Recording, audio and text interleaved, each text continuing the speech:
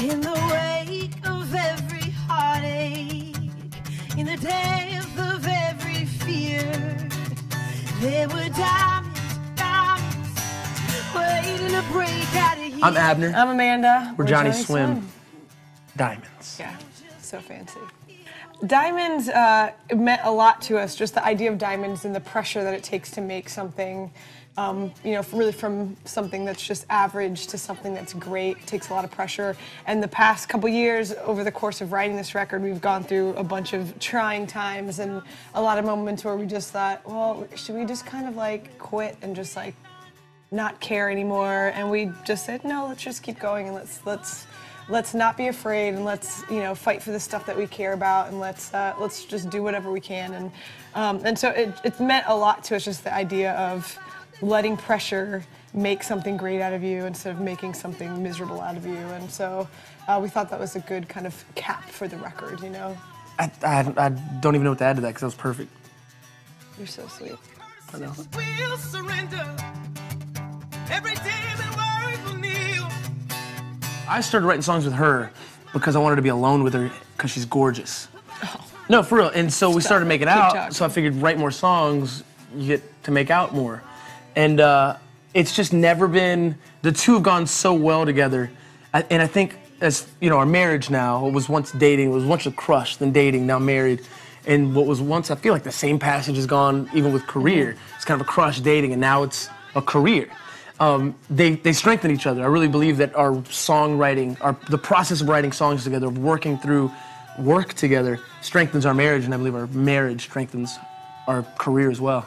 It's just all been trial and error. Like, we first started singing and we thought, oh, we have to record something, and we went in and had somebody produce us, and it ended up actually sounding great, but it didn't sound like us, and so that took us like a while to go, oh, well, this doesn't really sound like us. How do we make what we record feel like, you know, a live show, or feel like what, you know, what we hear in our heads? Well, I guess we have to do it ourselves. And so then we did it in our guest room, and we were, you know, recording on a little mic and, you know, on his computer, and that kind of opened the door to the next thing. And everything has kind of been a slow process, but we would have it be no other way, and it's going to continue to be, you know, a process, and we want to allow our music and, you know, everything in our lives to kind of develop organically. And I think the best way to do that is to kind of let things live and not be in a rush, and enjoy the process of it, because if we didn't enjoy the process of it, I think that's the greatest lesson. We would have given up. That's right. I think it's the greatest lesson we've learned along the whole way, from when she was in New York and we started writing together and decided to start singing together on the side, because making out was the priority. She was modeling up in New York, moved to Nashville, start working at Starbucks.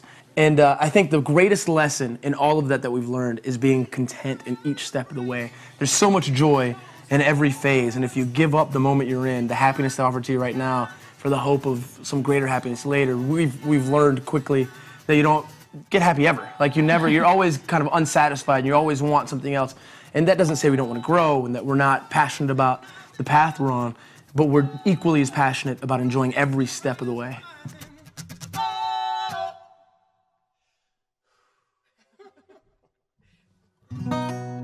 So I produced the record, which I'm super proud of. One of the things, she actually challenged me into doing it, and we realized that kind of the best way, especially for this first album, we wanted to make sure our fingerprint was well-defined in the sound of the album.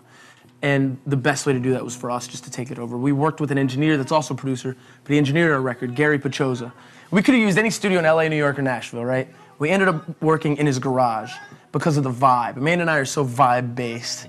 He brews his own beer. He makes some crazy good food. So why would we go anywhere else? Yeah. And he had essentially a glorified vocal booth in his garage. And we made the whole record right there. One of the things that's, I think, a little strange about our method, or I guess my method of production, is I do too much at first, and then I kind of peel back just because I'm not exactly sure where it's going. And so there's Pay Dearly and another song, Trouble, on the album.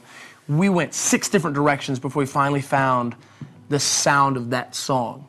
And it was so much fun. I feel like the whole album had pieces of that. It was less saying, here are the songs, and this is the end result I want to have from these songs. It's more like showing up every morning, making sure you're fresh, and you have 1,000 pieces of string you could pull from, and you just pick one. It's not right or wrong, you just pick one. And then your whole obligation or the way to be true to that is just to keep following it to wherever it goes and trying to stay on this one path.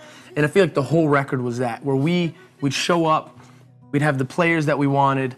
We knew generally like the sound, but we'd take one thing, whether it's a string line or a melody line or a guitar thing, and we would just take that until it led to the next thing, the next thing, the next thing. And that's what I'm most proud about with this album, is that I feel like we did that well. Could it have been produced by a better producer? Absolutely. Could it have a million other things different about it? Sure.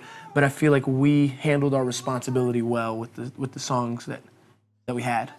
Well, I think the interesting thing about, especially the string parts on the record, is that Abner grew up playing violin, so he was classically trained violinist, and you know that's what he studied growing up. That's really where his musical roots are. And he doesn't play anymore, only on Valentine's Day when I beg him. And so there's a couple songs in particular that we knew we wanted strings on, and it's fun to kind of watch him work, because even though he doesn't really play violin all that much anymore, except for me, he still has the mind of a violinist and a mind of somebody who grew up playing in symphonies. So he has a lot of fun kind of coming up with parts. And all I have to say is, you know what would sound nice is some strings on. There's one song, Pay Dearly, that we've recorded a couple times and we're never like super happy with, and we decided to put strings on it. And as soon as I said, oh, what if we just did strings and guitar, he was like, all of a sudden had this like look in his eye, and and had so much fun doing it. And so he wasn't the one that played them, but he directed the whole thing, and it's like watching an artist with a paintbrush. You'd like to be less than a wounded soul like me.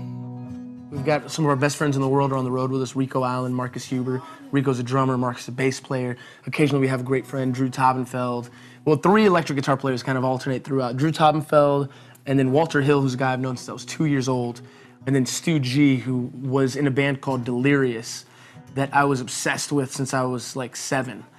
He probably shouldn't know that it was since I was 7. But I was obsessed with him for a long time, and he plays guitar with us all the time as well.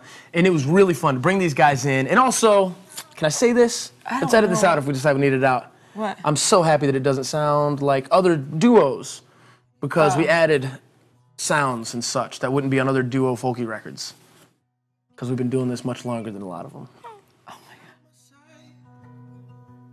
Might have known doubt, might have known fear, might have known love, but you never knew me.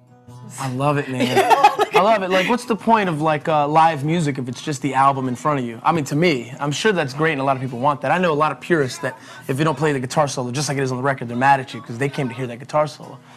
But we're just not that band. Like, live music should be alive, and we try to keep ours that way. She just did a duet with Michael McDonald on a Doobie Brothers Tribute record. You Belong to Me, and I was sweating profusely the entire time. Literally, I was like, I had just had to keep my arms down because I just had massive sweat stains. That's sexy. Oh my God. So Michael McDonald, I was there's trying this not to cry and also not to poop myself. So there's this Doobie Brothers Tribute record, and it's all these different artists, a lot of Nashville, mostly Nashville artists, all of them super well known, I guess, except for us. Yeah. I'm not on it, but I like to say us because we're married. And so Michael McDonald's only singing on one of the songs, as far as we know, is what we were told. And the only song Michael McDonald's singing on is a duet with Amanda. And he specifically asked for her to sing this duet with him. And Vince Gill's playing guitar. So it's Vince Gill on guitar. First single she ever bought, first record she ever bought was Vince Gill on tape. that's true, on a cassette tape, and I didn't have like a boom box, so I had to listen to it in my Teddy Ruxpin doll that had the little cassette player, underneath. You Velcro it shut, and it moves its arms and sing me Vince Gill. It Velcros shut? Yeah, it had a little Velcro thing. I didn't even think of that. Yeah. No. Johnnyswim has a new member. Oh. Abner's being replaced by Michael McDonald. Maybe we'd be better.